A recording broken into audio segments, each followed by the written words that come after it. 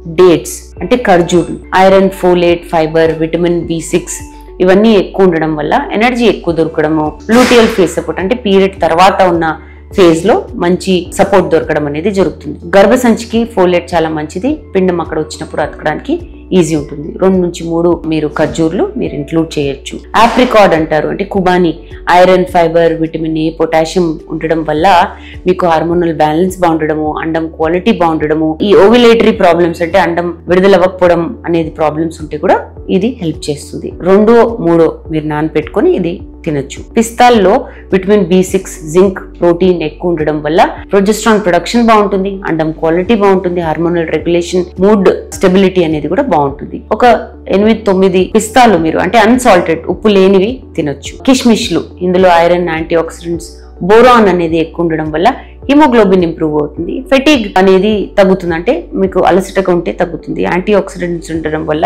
అండాశయాల quality బాగుంటుంది and periods కూడా regular గా ఉంటాయి. దీని గురించి ఇంకా వివరాల కోసం తప్పకుండా జీవా ఫర్టిలిటీ సెంటర్స్ కి విచ్చేయండి.